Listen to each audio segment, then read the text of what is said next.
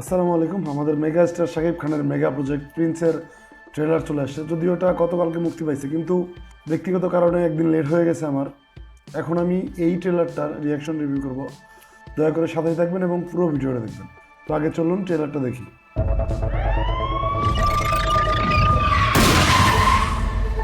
ঢাকার এই আন্ডারওয়ার্ল্ডে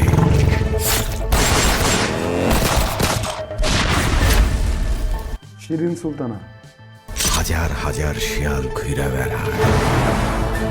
কিছু থাকে নেকড়ে, ভয়ঙ্কর।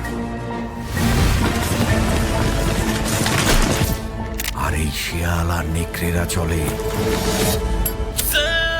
প্রিন্সের ও শাকিব খানকে দেখতে ভালো লাগতেছে। এই ডিফারেন্ট লুকে শাকিব খানের এই অ্যাপ্রোচগুলো খুবই প্রশংসনীয়। হুকুমে। ভালোই লাগতেছে এখনো পর্যন্ত। সব শিয়াল কুকুর মেগা স্টার শাকিব খান দেখি একসাথে হয়েছে।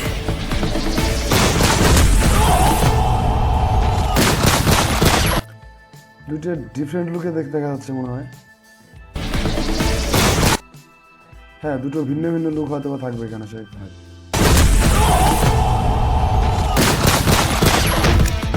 চিয়ার্স।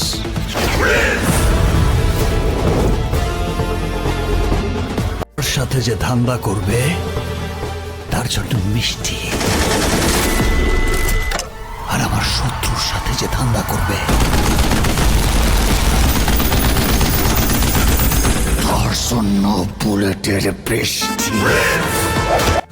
এটা আমি গেস করছিলাম যে যখন বলছে আমার সাথে যে ধান্দা করবে তার জন্য মিষ্টি, এবং আমার শত্রুর সাথে যে করবে তার জন্য বুলেটের বৃষ্টি। প্রথম লাইনটা বলার পরে গেস করতে পারছিলাম যে এরকম কিছু একটা হয়তো বলবে।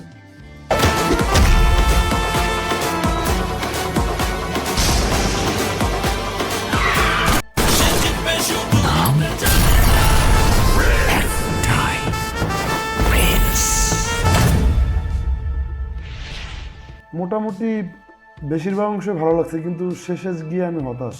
কেননা শেষে যে কার ব্লাস্টের সিনটা দেখানো হয়েছে, ভাই আমি সত্যি হতাশ হইলাম ওই জিনিসটা দেখে। কারণ ওটা দেখতে একবারে পুরোপুরি ফেক লাগতেছে। যদিও এখানে শাকিব খানের কোনো দোষ নাই, দেখে মনে হচ্ছে যে খুব বেশি তাড়াহুড়া করা হয়েছে এটা নিয়ে। জিনিসটাকে আর একটু সুন্দর করেও করা যেত, হয়তোবা ট্রেলার রিলিজ দেওয়ার জন্য তাড়াহুড়া করেই এই কাজটা হয়তোবা করছে। আশা করি সিনেমা হলে এরকম জিনিসটা থাকবে না। ওভারঅল ট্রেলারটা মোটামুটি বেশ ভালো ছিল, ইমপ্রেসিভ ছিল। এখন যদি দু একটা জায়গা বাদ দিই, এখন দেখা যাবে যে সিনেমা হলে কতটুকু সফল হয় এটা। যাই হোক, আপনারা কমেন্ট করে জানাবেন কেমন লাগছে আপনাদের কাছে, এবং মেগাস্টারের জন্য শুভকামনা।